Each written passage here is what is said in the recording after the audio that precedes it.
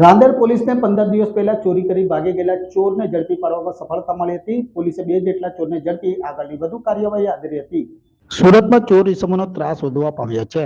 ચોર ઇસમો ચોરીને અંજામ આપી નાસી જતા હોવાના બનાવ બનવા પામે છે. ત્યારે રાંદેર વિસ્તારમાં વોચમેનની નોકરી કરી ઘરોને નિશાનો બનાવી ચોરી કરવાની ઘટના પ્રકાશમાં આવી હતી.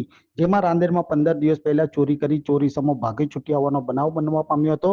આ ચોરને ઝડપી પાડવા રાંદેર પોલીસે ચક્રો ગતિમાન કર્યા હતા અને પોલીસે બાતમીના આધારે 2 જેટલા ચોરો ઇસમોને ઝડપી પાડ્યા હતા અને પોલીસે ચોર આરોપીની પૂછપરછ કરી આગળની વધુ તપાસ શરૂ કરી હતી.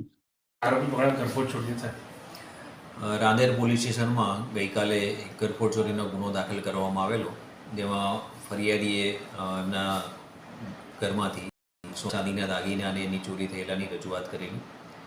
એ બાબતે રાંદેર પોલીસ દ્વારા તપાસ કરવામાં આવેલી, જેમાં સીસીટીવી ફૂટેજ અને હ્યુમન રિસોર્સનો ઉપયોગ કરેલો.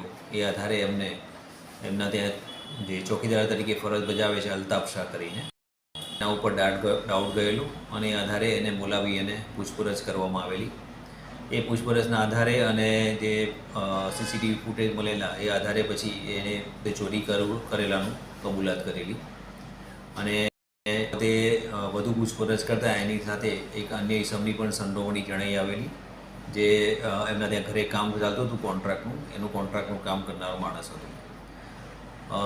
તપાસ દરમિયાન જે ગુનાના કામે મુદ્દામાલ ગયો હતો એમાં સૌપ્રથમ પહેલાં એમણે 11 લાખની રજૂઆત કરેલી અને ત્યારબાદ એમની દીકરીના દાગીના મોટાભાગે ગયેલા હતા, તો એમના દીકરીથી પૂછપરછ કરી અને એમને બીજા પણ દાગીના જે ગયા હતા, જે એમની દીકરી મૂકીને ગઈ હતી, એ આધારે 35 લાખના દાગીના એના થેલામાં હતા એવી વાત કરેલી.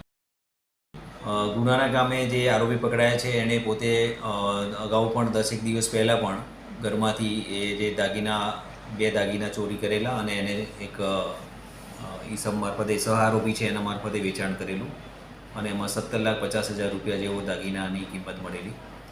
બાકીના દાગીના જે એમણે ગરફોડ કરી એમાં રિકવર કરવામાં આવેલા છે અને ટોટલ 35,05,000ની આજુબાજુનો મુદ્દામાલ છે એ ગુનાના કામે રિકવર કરવામાં આવેલો છે.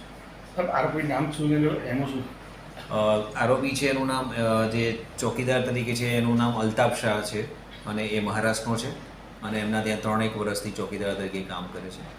અને બીજા જે છે જકરિયા નરુલ્લા, એ કોન્ટ્રાક્ટનું કામ છે, અત્યારે એમના જ્યાં જે સિવિલ વર્ક ચાલતું હતું એનું કોન્ટ્રાક્ટનું કામ એની પાસે. આરોપી ગુના કરેલા અને અત્યારે કોઈ ગુનામાં સંડોવણી જણાયેલી નથી, પણ મહારાષ્ટ્રના છે એટલે વિગત ચેક કર્યા પછી આ અંગે માહિતી મળશે. સર, ડાયરેક્ટ ટાર્ગેટ કર્યો હતો કે પછી કોઈ?